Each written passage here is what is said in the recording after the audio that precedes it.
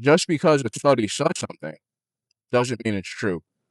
And in the health field, what's super common is you see these health YouTubers, they take one study, they'll make like a 20-minute YouTube video about it.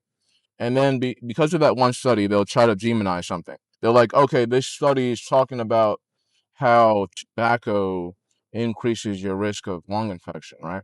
They'll post a study like that and like tobacco is bad. Or they'll say, oh, mouthwash, um, there's one study that, shows that mouthwash leads to like the destruction of good bacteria.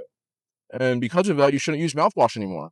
Oh, this receipt paper has BPA and estrogen in it. You shouldn't be grabbing receipts of the paper at the store anymore because of this one study.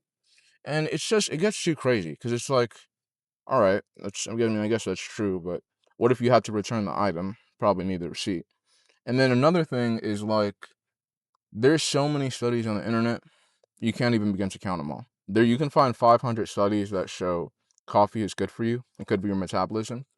And then you can find 500 studies on coffee causes like vasoconstriction in the blood and it's like slows down blood flow. It's just like you can find 500 studies that say, oh, tobacco is bad for you. And then you can find another 500 studies that, hey, the Native Americans smoke tobacco every day and they live to like really long lives. And you'll find some studies that show tobacco smokers actually tend to live longer than the average person. So it's like, all these studies, they like to isolate one thing and then demonize it.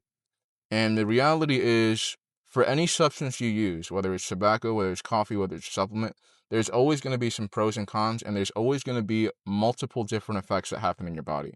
And you can't just pick one effect, isolate it, and then you can't just say this supplement is good or bad.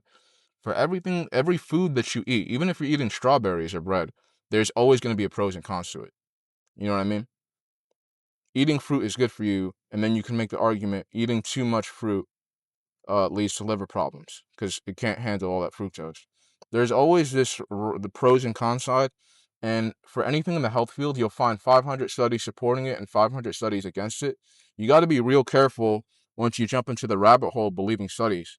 Some companies literally sponsor studies and they buy studies so more people can buy the product, and it's a totally manufactured study. So you got to trust your own instincts. You got to trust your own experimentation. And sometimes when you feel really good about something improving your health, sometimes you don't need a study to tell you whether it's good or bad. And you say, I feel really good about this and I'm going to continue.